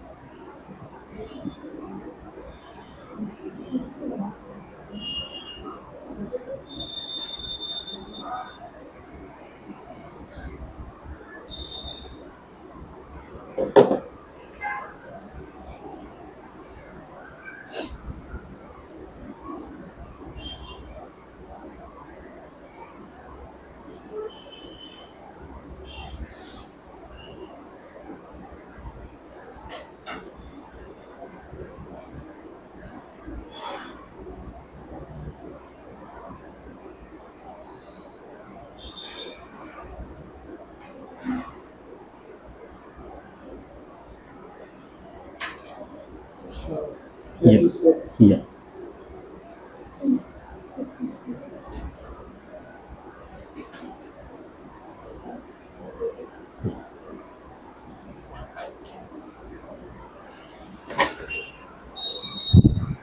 देखिए, ये क्वेश्चन में गिवन है कि मेरे पास वर्ड दिल्ली है. दिल्ली में कितने वॉवल्स हैं? 2, बाकी 3 कॉन्सोनेंट्स है. रीअरेंज करके फिर से वर्ड्स बनाने, यानी पोजीशन मेरे पास है 5 पोजीशन में ऑड प्लेसेस कितने हैं? 1, 2, 3, 3 ऑड प्लेसेस हैं, राइट. वॉवल्स 2 है लेकिन ऑड प्लेसेस 3 है. अब क्या करें फिर? 2 ही वॉवल्स हैं, ऑड प्लेसेस 3 है. तो अगर आपने 2 में से, मेरे पास फर्स्ट पोजीशन में अगर मैंने वॉवल्स डाल दिया तो मेरे पास 2 ऑप्शन बचेंगे. सेकंड पोजीशन में डाला तो मेरे पास एक ही ऑप्शन बचेगा. थर्ड पोजीशन के लिए ऑप्शन ही नहीं बचेगा मेरे पास. तो वहां पे 0 मत डाल देना, क्योंकि वहां पे कुछ ना कुछ वर्ड आएगा, मतलब कुछ ना कुछ लेटर आएगा. डी एल या एच में से कोई ना एक लेटर आएगा, ठीक है. तो इसमें अगर कॉन्सोनेंट डालना हो तो यहाँ पे 3 ऑप्शन है, यहाँ पे 2 ऑप्शन है, यहाँ पे 1 ऑप्शन है, right. How much is this? 12. अब ध्यान दीजिए, अभी जो प्रॉब्लम है ना, ये मेरा एक ही टाइप ऑफ केस है जहां पे मैंने 2 ही पोजीशन को केटर किए ऑफ वॉवल्स. ऐसा भी सिनेरियो हो सकता है कि वॉवल्स में 3rd पोजीशन में डालूं और 5th पोजीशन में डालूं, ठीक है. That is also a case. यहाँ पे तो मैंने 1st एंड 3rd पोजीशन में डाला था, 3rd एंड 5th पोजीशन वाला भी केस होगा. तो बाकी कॉन्सोनेंट्स यहाँ इसमें आ जाएंगे, इसमें भी 12 हो जाएंगे. और 3rd केस होगा जहां पे वॉवल में 1st पोजीशन में डालता हूं एंड 5th पोजीशन में, 1 2 3 4 5, हाँ 5th पोजीशन में डालता हूं. तो कॉन्सोनेंट्स जो है यहाँ पे आ जाएंगे. यहाँ पे भी 12 केसेस होगा और तीनों ऐड होंगे. क्यों? Job done. वॉवल्स और पोजीशन में है. दिस इज नॉट अ सब जॉब. सब जॉब क्या था? वॉवल्स को प्लेस करना विद द सब जॉब. 2 सब जॉब किए, मेरा जॉब खत्म हो गया. This is against doing the job in a different variety, in a different way. इसलिए इन दोनों के बीच में आ रहा है और. This is a way of doing it और this is a way of doing it और this is a third way of doing it, ठीक है. जब मैं वॉवल्स प्लेस कर रहा हूं ना, वहां पे और नहीं आ रहा, वहां पे एंड आ रहा है कि I am placing a vowel, first vowel, and I am placing the second vowel, and I am placing the consonant, the fourth, second consonant, the third consonant. यहाँ पे सब एंड आ रहा है. लेकिन एक बार I placed every letter, this job is done, then there is another way of doing this job. तो इसलिए बीच में और आ रहा है, इसमें ये ऐड हो गया 36 आंसर आ रहा है, ठीक है. This is one way of doing it, this is another वे. अभी तक हम क्या कर रहे थे ना, ये ध्यान दीजिए. This is a very interesting way and मैं प्रेफर करूंगा आप जो हम सेकंड तरीका भी सीख रहे हैं ना वैसे ही आप आगे करें, क्योंकि ये क्वेश्चन बहुत छोटा है। जब बड़े क्वेश्चन आएंगे ना सेकंड वे ही आपको हेल्प कर सकता है। अभी तक हम सीख रहे थे कि मेरे पास ये ऑप्शंस है ऑफ लेटर्स एंड मेरे पास ये पोजीशंस है जहां पे मुझे फुलफिल करना है।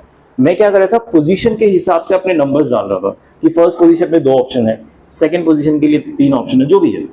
मैं उल्टा भी कर सकता हूं, मैं लेटर्स के हिसाब से भी नंबर्स डाल सकता हूँ कि मेरे पास लेटर्स कितने अवेलेबल है। डी को डालने के लिए मेरे पास कितने पोजीशंस अवेलेबल है।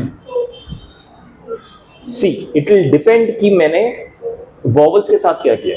वॉवल्स मेरे पास 2 ही, अच्छा इसके पहले वॉवल्स के साथ डील कर लेते हैं, कॉन्सोनेंट्स में बाद में आएंगे, इट्स इजियर टू अंडरस्टैंड।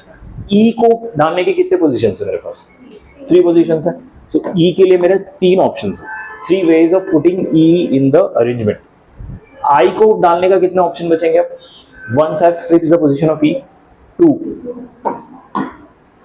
ठीक है। नाउ 2 पोजीशंस आर फिक्स्ड, कोई इसमें से कोई और पोजीशन 2 फिक्स हो चुके हैं, ठीक है। अब डी को डालने के कितने ऑप्शंस बचेंगे, डी के डालने का भी 3 ऑप्शंस है, क्योंकि 2 ही पोजीशन फिक्स हुए, मान लीजिए ये 2, तो अभी भी ये और ये 3 ऑप्शंस है। सो डी को डालने के 3 ऑप्शंस है, एल को डालने के फिर 2 बचेंगे, एच को डालने का 1 ही ऑप्शन बचेगा। समझ आ रहा है। सो 3 × 3 × 3 9 4 36, ये भी तरीका कि instead of dealing with position, क्योंकि यहाँ पे मल्टीपल केसेस बन रहे हैं, आप डायरेक्टली लेटर्स के साथ डील कीजिए, वहां पे केसेस ही नहीं बनेंगे, यू विल डायरेक्टली गेट 36। समझ आया। आई प्रेफर आप ये मेथड फॉलो कीजिए कि जब बड़े क्वेश्चन आएंगे कॉम्प्लिकेटेड, तो आप सीधा इससे आंसर निकाल सकते हैं instead of creating cases. Intention है जितनी क्विकली कर सके, जहां जहां केसेस अवॉइड कर सकते हैं कीजिए, ठीक है। एक तरीका हमने सीखा था कॉम्प्लीमेंट्री अप्रोच, एक तरीका ये भी होता है कि आप लेटर्स के साथ डायरेक्टली डील कीजिए।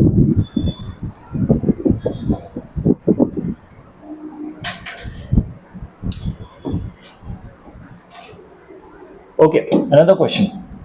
How many 4-letter words containing G can be formed using letter daughter when repetition is not allowed, repetition is allowed? समझ आया क्वेश्चन का मतलब? 4-letter words फॉर्म करने हैं, 4 ही लेटर वर्ड्स फॉर्म करने हैं, और मेरे पास एक कंडीशन, एक कंस्ट्रेंट है कि उसमें G होना चाहिए, ठीक है। प्रीवियस क्वेश्चन जो मैंने दिल्ली वाला किया था उसमें क्या प्रॉब्लम था कि मेरे पास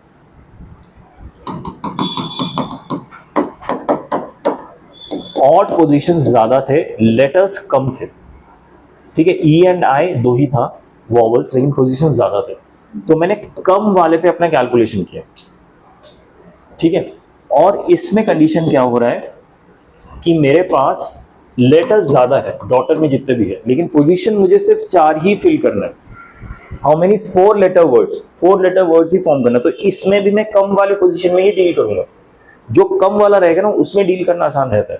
इसमें आप लेटर्स में मत करने लगिएगा, जो डॉटर्स के लेटर्स है उसमें मत कीजिए, पोजीशन इसमें कम है तो इसमें ही कीजिए, ठीक है। समझ आ रहा है। Question is in how many 4-letter words containing G, G तो रहना ही है, ये गारंटीड है, formed using letter of the word daughter when repetition is not allowed।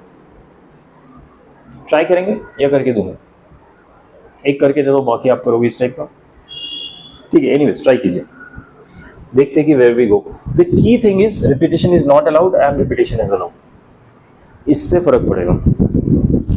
या 200 and let me check, nopes, I will tell you why. तुमने सारे scenarios सोचे नहीं, that's why. That is the correct direction, ठीक है, but it's not complete yet। G को आपने कहाँ प्लेस किया? Where have you placed the G position? Right. It can be placed in second position as well, right? Third also. So those are further cases. Go through all the cases. नहीं, number बड़ा आएगा लेकिन approach आसान है, फटाफट आ जाएगा। That's correct. हाँ। Second कीजिए,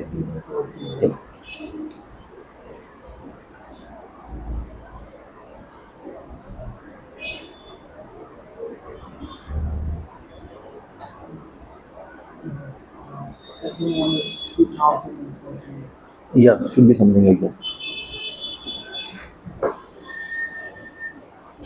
What?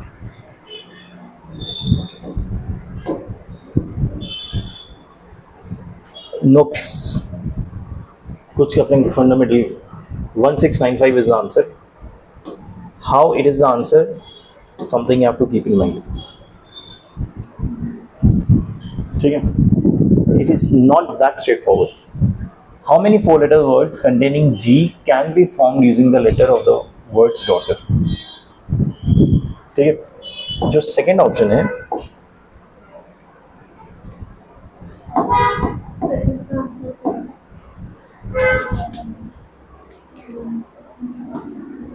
I think 1695 था या 1495 है ऐसा कुछ.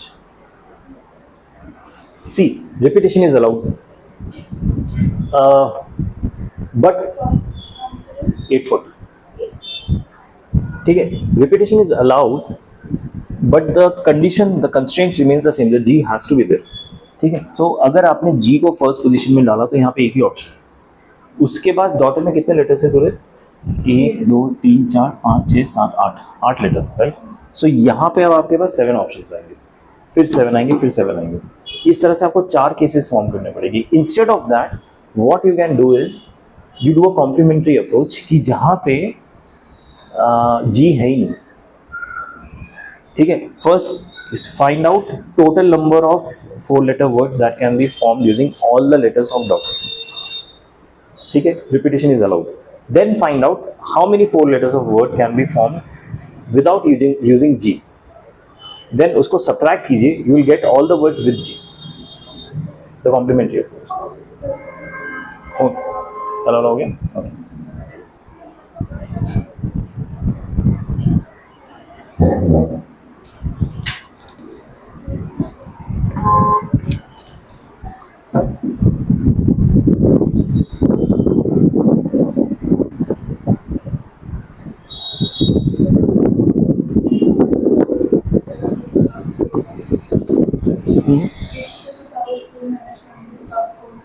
right.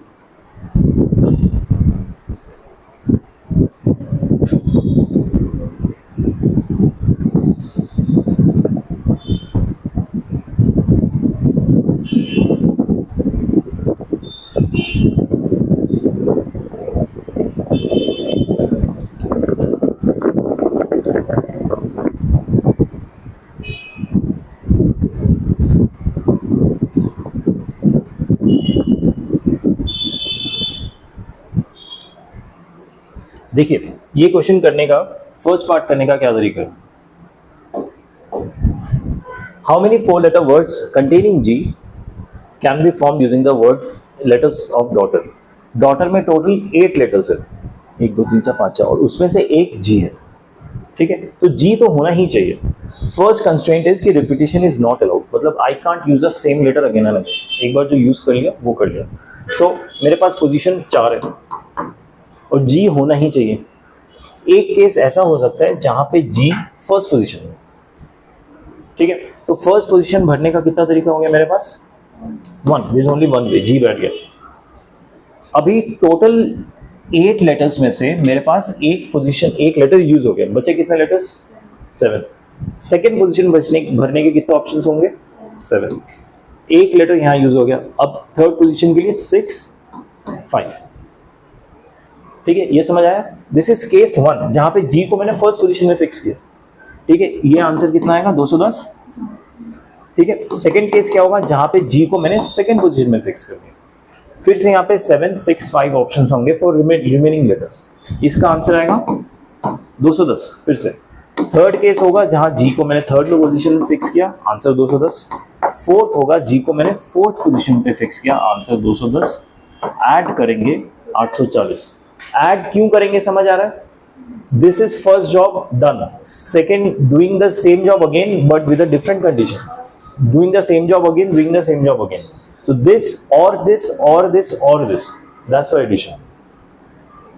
ठीक है, जब तक एक जॉब खत्म नहीं होता तब तक आप मल्टीप्लाई ही करते रहे. समझ आया. ओके, अब सेकेंड सिनेरियो कि रिपीटिशन इज अलाउड. अगर रिपीटिशन अलाउड होगा यहाँ पे भरने का कितना तरीका है? केस 1 में एक ही तरीका है क्योंकि अभी भी जी ही डालना है। यहाँ पे भरने का कितना तरीका होगा? नहीं, जी यूज कर सकते हैं फिर से 8, ठीक है 8 फिर 8 ऐसे करके ऐड करो, या फिर the complementary method. Complementary method क्या कहता है कि जो सिनेरियो है उसको कॉम्प्लीमेंट्री सिनेरियो सोचो। सिनेरियो है कि जी होना ही चाहिए, तो क्या मैं ये सिनेरियो सोच सकता हूं कि ऐसे वर्ड जिसमें जी ना हो, ये सोच सकता हूं ना? ओके, फर्स्ट डॉटर के टोटल नंबर ऑफ अरेंजमेंट्स कितने हो सकते हैं? रिपीटेशन इज अलाउड, जी हो ना हो doesn't matter. First position fill करने के 8 तरीके, सेकंड को 8, repetition is allowed and there is no constraints. समझ आया? डॉटर के लेटर्स यूज करके मैं 8 to the power 4 letter words बना सकता हूँ without any constraints, repetition is allowed. Second में बनाऊंगा कि डॉटर्स के लेटर्स यूज करके विदाउट जी इसमें अलाउड नहीं है, ठीक है, मैं ये 4 पोजीशंस फिल करूँ तो कितना होगा? 7 into 7 into 7 to the power 4। इसमें सारे वर्ड्स है, इसमें भी सारे वर्ड्स है एक्सेप्ट जिसमें जी है, जी वाले नहीं है इसमें। तो अगर मैंने 8 टू द पावर 4 से 7 टू द पावर 4 माइनस कर दिया तो कौन से वर्ड्स बच जाएंगे? जिसमें जी है, क्योंकि दीज आर द ऑप्शंस जहां पे जी नहीं है। क्योंकि मैंने जी को एक्सक्लूड कर दिया ना, तभी तो मेरे पास 7 लेटर बचे और 7 लेटर से मैंने ये 4 पोजीशंस फुलफिल की विद रिपीटेशन। लॉजिक समझ आया? So this is a much faster way of doing it. हमेशा जहां जहां ये वाला कंडीशन आता है ना कि कंस्ट्रेंट आता है, जहां पे आप कॉम्प्लीमेंट्री कर सकते हैं, ठीक है।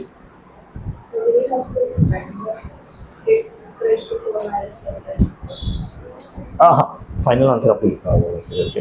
वो एक्चुअली डिपेंड करता है क्योंकि एमसीक्यूज क्वेश्चन है ना, वहाँ पे आंसर कैसे दिया। अगर इस फॉर्मेट में आंसर दिया तो ये हो जाएगा, नहीं तो अगर एक्सपेंडेड फॉर्म में आंसर दिया है सॉल्व करने के लिए तो जहाँ पे कैलकुलेशन आ जाता है ना, आई जनरली स्टे अवे क्योंकि नो आई मेक मिस्टेक्स जल्दबाजी में। सो मैं इतना ही छोड़ूंगा, ठीक है। इसके बाद से मैथ्स कैलकुलेशन है।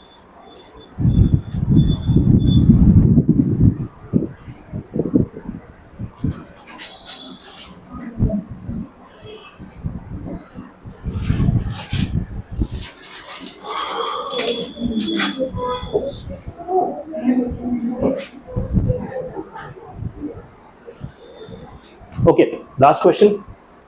अभी तक समझ आ रहा है ना जो हम कर रहे हैं? ओके, क्वेश्चन है there are 6 questions each having 4 options. In how many ways they can be attempted so that no 2 consecutive questions are marked with same options। मैं फिर से रिपीट करता हूँ, इस बार थोड़ा लिख देता हूँ। 6 क्वेश्चन है हमारे पास, ठीक है। Question 1, question 2, question 3, question 4, question 5, question 6। 6 question है। हर एक क्वेश्चन के कितने ऑप्शन है? 4 ऑप्शन है। 1 2 3 4 यानी हमारा टिपिकल एमसीक्यू, ठीक है। 4 ऑप्शन होते हैं। अब ये कह रहा है, बाय द वे इन सब क्वेश्चंस में ट्रू फॉल्स क्वेश्चन में एमसीक्यू क्वेश्चन में अज्यूम करता है कि आप लोगों को कुछ आता नहीं है, आप करेक्ट ऑप्शन जानते ही नहीं है, आप तुक्केबाजी कर रहे हैं। बेस्ड अगर ट्रू फॉल्स वाले ऑप्शन सिनेरियो कब आएगा? जब आपको आंसर नहीं पता होगा ना, तभी एक का ट्रू दूसरे का फॉल्स ऐसे कर करके आप अलग अलग सिनेरियोज बनाते हैं। तो वो अजम्पशन है कि आपको मल्टीपल सिनेरियोज के आंसर पॉसिबल है कि student don't know how to solve, तो वो एक स्टूडेंट ने सारे छोड़ दिए, एक स्टूडेंट ने 2 छोड़ा, एक लिखा, इस टाइप। यहाँ पे क्या सिनेरियो गिवन है? There are 6 question each having 4 options. In how many ways they can be attempted such that no 2 consecutive question, मतलब Q1 के बाद Q2 are marked with same options। मतलब अगर Q1 में आपने फर्स्ट ऑप्शन सिलेक्ट कर लिया तो Q2 में फर्स्ट ऑप्शन नहीं सिलेक्ट कर सकते। समझ आया क्या कह रहा हूं मैं? पक्का? ये वाला मैं आपको करके दिखा देता हूँ, डिफिकल्ट नहीं है, इट्स वेरी स्ट्रेट फॉरवर्ड, लेकिन इसमें जो कॉन्सेप्ट यूज हो रहा है वो मैं आपको समझाता हूँ, ठीक है। मान लीजिए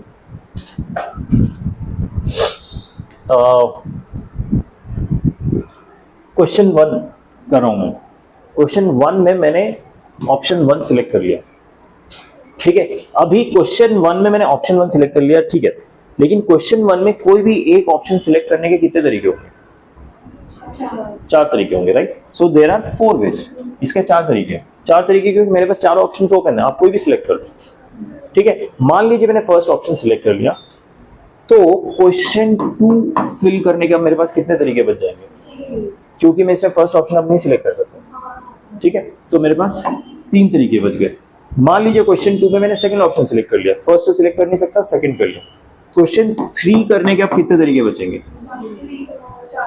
4 कैसे? सेकंड नहीं फिल कर सकता, तो फर्स्ट फिल कर सकता हूँ वापस, लेकिन थर्ड एंड फोर्थ फिल करना पड़ेगा, सेकंड फिल नहीं कर सकता क्योंकि कंसेक्यूटिव क्वेश्चन के सेम आंसर हो जाएंगे। ठीक है, तो 4 नहीं होगा, 3 होगा, ये समझ आया? पक्का? मान लीजिए क्वेश्चन 3 में मैंने थर्ड ऑप्शन सिलेक्ट कर लिया, तो क्वेश्चन 4 के कितने तरीके होंगे? क्योंकि क्वेश्चन 4 का मैं थर्ड ऑप्शन सिलेक्ट नहीं कर सकता हूं क्योंकि कंसेक्यूटिव क्वेश्चन है। इसके भी 3 तरीके हो गए। You getting the point? ठीक है। अच्छा, बाय द वे ये सारे जॉब्स है या सब जॉब्स है? सब जॉब्स है, क्योंकि जब तक मैं सारे क्वेश्चन अटेम्प्ट नहीं करूंगा मेरे क्वेश्चन वो जॉब नहीं खत्म होगा। ठीक है, सब जॉब्स होंगे तो आंसर क्या होता है? मल्टीपल। ठीक है, सो इसके भी 3 तरीके होंगे, इसके भी 3 तरीके होंगे। ठीक है, सो 6 क्वेश्चन है जिसमें से 5 के 3-3 तरीके हो गए, यानी 3 raised to the power 5 और एक का 4 into 3 raised to the power 5। Solve करके देख लीजिएगा। ओके, लेट मी 900 या हाँ बोलिए। ओके,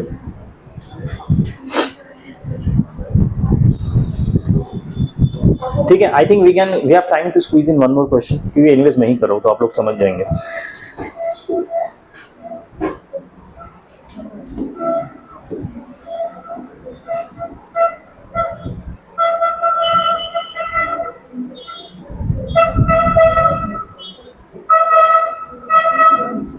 ये क्वेश्चन देखिए, how many 4 digits number can be formed using 1, 2 and 3?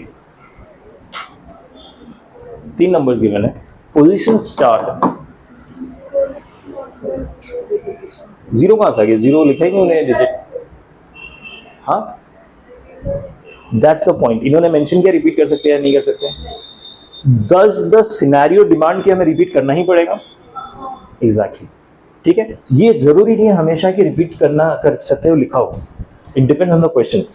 दिया है 4 पोजीशन जो फुल करने हैं, बट जो नंबर ऑफ डिजिट्स है वो 3 ही दिए। The only way can you do is कि अपनी तरफ से 0 मत ऐड कर देना, 0 का तो कोई वैल्यू नहीं होता, ऐड कर दो, ऐसा नहीं। जो दिया है उसी को आप रिपीट कर दीजिए। ठीक है, अगर मैं मुझे रिपीटेशन अलाउड है तो फर्स्ट पोजीशन में भरने के कितने तरीके हो गए? 3, that's true। सेकंड, ये आंसर। ठीक है, इस क्वेश्चन का जो की पार्ट था वो था ये अंडरस्टैंड करना कि रिपीटेशन अलाउड है, दैट वाज द पॉइंट। ये नहीं कि ये आंसर निकालना, दैट वाज प्रीटी इजी। ठीक है, कोई भी ऐसे सिनेरियोस जहां फंस रहे हो, जहां पे समझ नहीं आ रहा कि रिपीटेशन करना है नहीं करना है, just look into the broader picture. ठीक है, don't assume anything, broader picture से आपको आंसर मिल जाएगा कि रिपीटेशन करना ही पड़ेगा, otherwise you can't solve it. ठीक है, ओके, एक और देख लेते हैं जब इतना आसान हो ही रहा है। ये देखना है? ठीक है, चलो लास्ट। ये आप खुद ट्राई कीजिए, I will eventually solve it for you, but give it a shot. आपको कितना समझ आता है उस हिसाब से कीजिए। जो हमने पढ़ा है अभी तक उसी में से ही है, nothing new, there is no new concept.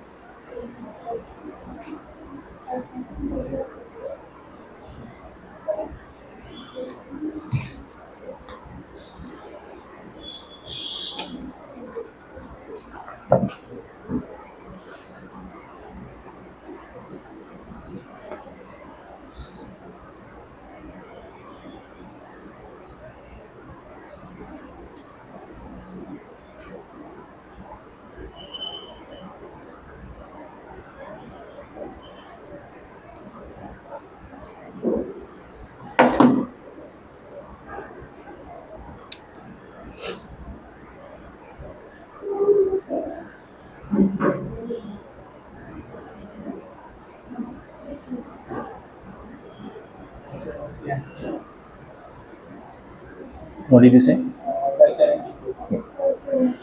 Yep.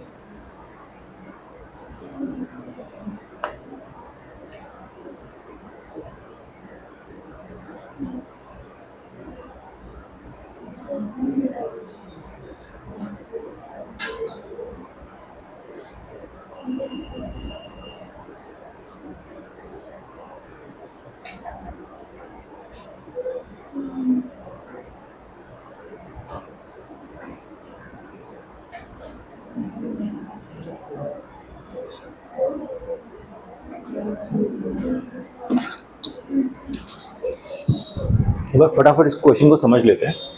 The number of numbers strictly between 5000 and 10,000 can be formed using digits 1 3 5 6 9 without repetition. अच्छा, अभी 5000 क्या है? 4 digit number. 10,000 is a 5 digit number, लेकिन हमें बिलो 10,000 रखना है, तो हमारा 4 डिजिट ही रहेगा, यानी मुझे 4 पोजीशन से फुलफिल करना है. इसमें तो कोई डाउट नहीं ना, हमें 4 पोजीशन फुलफिल करना है. ओके, अभी कंडीशन क्या गया है कि it has to be between 5000 and 10,000. तो जो फर्स्ट पोजीशन है वो डिसाइड करेगा कि नंबर 5000 से बड़ा है कि छोटा है. ठीक है, तो फर्स्ट पोजीशन में क्या क्या नंबर डाल सकते हो? क्या मैं 1 डाल पाऊंगा? 3 5 6 9. 5 6 9 मेरे पास ये ऑप्शन है, 5 6 एंड 9. तो मेरे पास कितने ways of fulfilling first position है? 3. ओके, अब रिपीटिशन अलाउड है? नहीं है. ठीक है, अगर मैंने यहाँ पे एक पोजीशन फिक्स कर दिया आउट ऑफ 5 6 9, तो सेकेंड पोजीशन के लिए मेरे पास कितने ऑप्शंस बचेंगे? 2. कैसे? देखो, टोटल नंबर है 5. 5 में से मैंने एक फिक्स कर दिया फर्स्ट पोजीशन में. अभी सेकेंड पोजीशन पे कोई रेस्ट्रिक्शन ही नहीं है मेरे पास, क्योंकि फर्स्ट पोजीशन के लिए रेस्ट्रिक्शन था कि 5 6 या 9 यूज कर सकते हो. सेकेंड पोजीशन के लिए मैं 5 के 5 यूज कर सकता हूँ, लेकिन एक ऑलरेडी यूज कर लिया मैंने और रिपीटिशन अलाउड नहीं है, तो यहाँ पे बचेगा 4. थर्ड पोजीशन, क्योंकि यहाँ यूज हो गया, 2.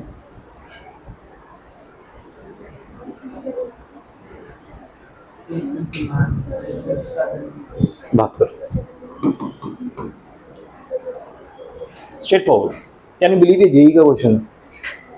ठीक है, क्योंकि जेई के क्वेश्चन में ऐसे कॉम्बिनेशंस आते हैं मुश्किल एंड टफ का. तो एक नंबर के लिए combination, the possible combinations for 1 between 5000. नहीं, सारे नंबर्स के फर्स्ट पोजीशन में मेरे पास 3 ऑप्शन है भरने के. ठीक है, मैं 5 6 और 9 के अलावा कुछ भर ही नहीं सकता. So I am covering all the 3 ways. मतलब इसमें वो नंबर भी कवर्ड होंगे जो 5 से स्टार्ट होंगे, वो नंबर भी कवर्ड है जो 6 से स्टार्ट होंगे, वो नंबर भी कवर्ड है जो 9 से स्टार्ट होंगे. उसके बाद सेकेंड पोजीशन में मेरे पास 4 ऑप्शन है, यानी यहाँ पे मैं अगर 5 फिक्स कर देता तो सेकेंड पोजीशन में मैं 6 9 1 3 ये सारे ऑप्शंस कवर्ड हो जाएंगे. ठीक है, दैट्स व्हाई फंडामेंटल क्या कहते हैं, प्रिंसिपल ऑफ मल्टीप्लिकेशन, वो यही करता है कि ये जो एडिशन कर करके आपको जो आंसर मिलता है ना, उसको आप सीधा मल्टीप्लाई करके निकाल सकते हो. It saves all this time. इसमें सारी सिनेरियोस कवर्ड हो जाएंगे. ठीक है, समझ आया? So rest of the question will continue tomorrow. आज जो क्वेश्चंस किए हमने, प्लीज घर पे प्रैक्टिस कीजिएगा. Believe me, these are just basics. जब फॉलो क्वेश्चन आने वाले होंगे है अभी, उसको करते टाइम ये समझाने का टाइम नहीं रहेगा. ये मुझे अज्यूम करना पड़ेगा फंडामेंटल प्रिंसिपल ऑफ मल्टीप्लिकेशन आपको समझ आ गया टोटल, तभी हम कॉम्बिनेशन एंड परम्यूटेशन के क्वेश्चन में घुस पाएंगे. जब परम्यूटेशन आएगा, जब कॉम्बिनेशन आएगा, उसमें कंफ्यूजन सबसे ज्यादा होता है कॉम्बिनेशन में. ऑल्दो आई ट्राई कि आपको कंफ्यूजन ना हो, इस तरह से पढ़ाऊं, लेकिन उसके लिए ये कॉन्सेप्ट क्लियर होना जरूरी है. ठीक है, do repeat the question at home. ये मत समझना कि आसान है तो हो जाएगा. ठीक है, ओके, थैंक यू.